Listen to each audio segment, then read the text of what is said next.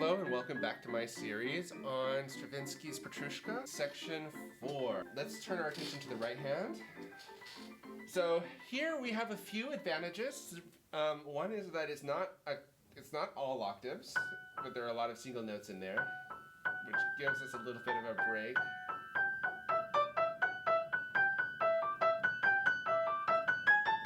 In octave passages, grouping is key.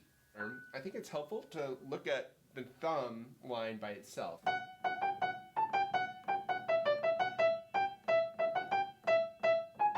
You might go through that with an easier fingering just to get it in your ear. Kind of catchy, right? So I think I would just really learn that rhythmic pattern because I think it's where your points of impulse are. So you have octave, single note, which I think can really be played in one gesture, and then 3 octaves and then a single note. So I would feel that as a grouping. So group of 2 plus a group of 4, and then another group of 4, 3 octaves plus a single note. And then you have several octaves in a row coming up. There I would be conscious of where your change of direction is. So you have 3 notes down. This D is the first note of an up group. So your reversal of direction actually happens on that D. So I might think a group of 3, and then that first note of the up group is the start of a group of 4. So let's review that. So I had 2 notes, 4, 4, and then 3, and then 4.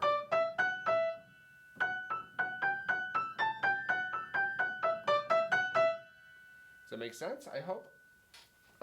Continuing, now you have just an octave on every other beat.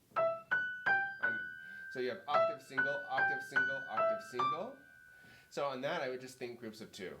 Octave, rebound, octave, rebound, octave, rebound. And then the last little bit is just 3 octaves up. So that's really several groups of 2 in a row, 4 groups of 2 in a row. Impulse, impulse, impulse, impulse, impulse. And then that pattern kind of continues. It's octave, single, octave, single, octave, single, octave, easy octave because we're sliding. So you can kind of keep that 8th note rhythm going there. Bum, bum, bum, bum, bum. 1 and 2 and. So you have a little bit of an arm and then a ricochet every other note. So you have a group of 2, a group of 4, and then a group of 3.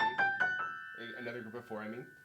Then 3 notes down, then 3 notes up, and then you'd have pairs of notes. Octave, single, octave, single, octave, single, octave, octave in one group, and then octave, single, octave, single, octave, single, easy octave, easy pair of octaves, slide, and then that gets you all the way to the A sharp.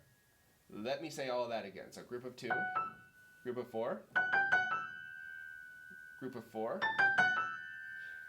Now we have 3 notes down, 3 notes up. And then you have group of 2.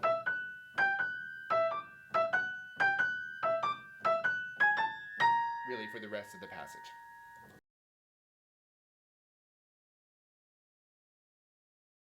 I also think that it's worth exploring where the changes of direction are. So you have 2 notes up, 3 notes down, 3 notes up, and then 3 notes down. 4 notes up, 4 notes down, 4 notes up.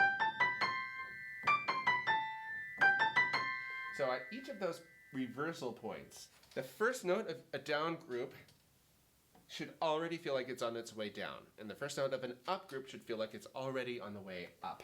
So down, up, down, up, down, up, down, up.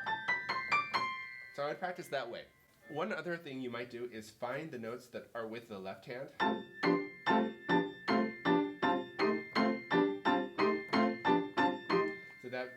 pattern. Keep that melody in mind. It helps.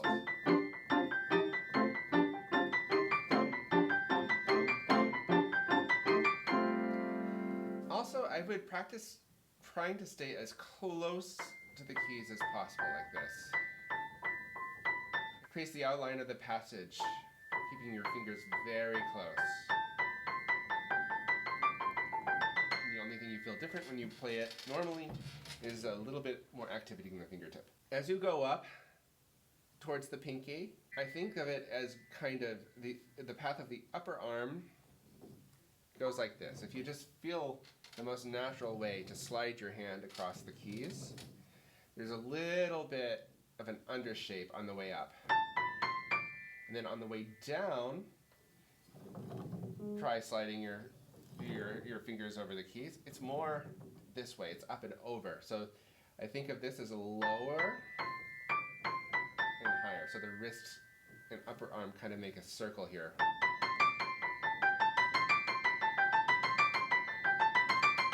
So I will leave it there for today. Thank you very much and happy practicing.